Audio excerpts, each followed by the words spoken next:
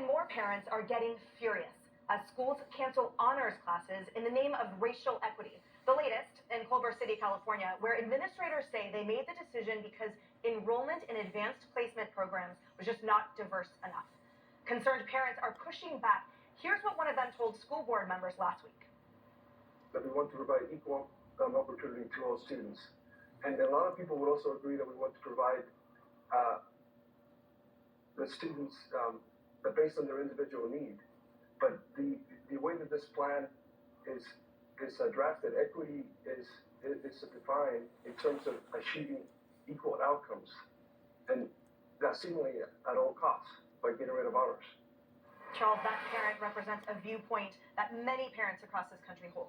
Yeah, I mean, we've seen this for so long, and you know, in New York City, for instance, Stuyvesant High School, which is the #1 high school in New York, probably the #1 academic high school in America. And for years, because the Asian kids have done so well, there have been pushback against the amount of kids, Asian kids, allowed in that school. And, you know, we live in a meritocracy. And we have proudly embraced that we live in a meritocracy. We just got finished rooting for the Super Bowl. And, you know, we like people who achieve. And, you know, these places that are copping out, here's a real problem. Most of these large cities the people in charge of them don't have any faith in these black kids. They don't think they're smart enough. So they give them watered down educations from the beginning, from K through 12. There's a 3-year achievement gap. And then they say, well, we'll make it up to you. We'll give you more food stamps. We'll give you, I mean, I've heard presidential candidates actually run on a campaign, on a platform of higher minimum wage. Could you imagine someone telling you as an American, I'm going to give you higher minimum wage? Well, so they've created these sort of things, and it's a loop.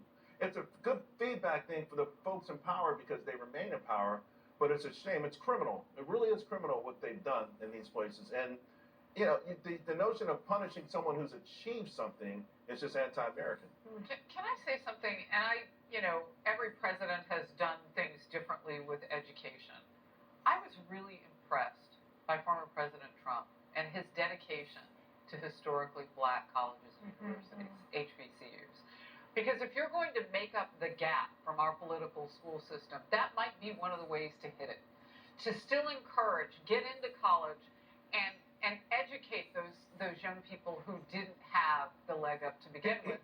But that has not always historically been the focus or focuses of past presidents. But it has historically been a problem. No, I was thrilled when President Trump came to the rescue financially, but this is a problem that has to begin at the beginning. Absolutely. You've got to say these kids you have to give them the same rigorous instruction. You know, my granddaughter takes piano lessons, and her teacher is an Asian teacher, and all of his students are Asian. She's the only one who's not Asian. And when she first started taking these lessons, after a certain amount of time and certain tests, he would give them a match car, a car.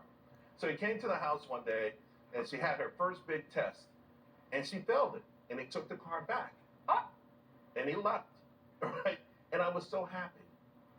I was thrilled. I was thrilled. It broke my heart. I was thrilled. The week later, she crushed it. The bottom line is give the same rigorous, believe that they're smart enough to do it, and give them the same rigorous exams, curriculum, and believe in them. If you think black kids are too dumb, then don't try to punish other kids for doing well, because that's what's happening in these cities. Now, why don't we lower standards instead of raise expectations to that? Or train, help. Just give them this curriculum. Family, I've looked at these books. You know, when my son used to come home from school, I remember when my son was like 3rd grade, so I was helping him with homework one time, and I didn't have anything, I started Googling things, and there's one particular book that he had, I discovered there were 2 tests. There was an easy test and a harder test.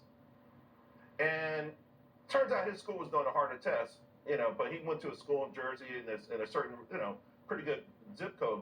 But it was amazing that there was a watered down test too. And you had to wonder, so even if the kids are getting the same book, it doesn't mean they're getting the same instruction. And those kids getting these and by the way, for a long time, they sold it as, hey, your kid's getting an A. Johnny got an A, and parents were like, Johnny got an A, but he can't read. You know where we lose is the world stage, where you have China, who is outpacing us in education. So we lowered the standards here, where we learned last week, 23 Baltimore schools, not a single child, I'm not talking a class or a school, not a single child met the math standards. So we lower expectations, and we we lose globally as China just runs circles around us. And to answer your question, Kaylee, I think the answer to why do we lower the standards is because that's the easier solution. Oh, there's an issue with the honors program, get rid of it. That's the most clumsy policy making, and you can't lower standards for some people and expect it to be okay, or for everyone. You know, I talk about this all the time in the college admissions context. That was the argument against getting rid of the SAT, getting rid of the GRE. Those are opportunities for poor kids to distinguish themselves. Sometimes honors classes, that's how poor kids distinguish themselves. That's how they get out of these horrible circumstances, as Charles talks about all the time. I think It's a shame. The part of the conversation, though, that has to be said is that this is on the parents, too.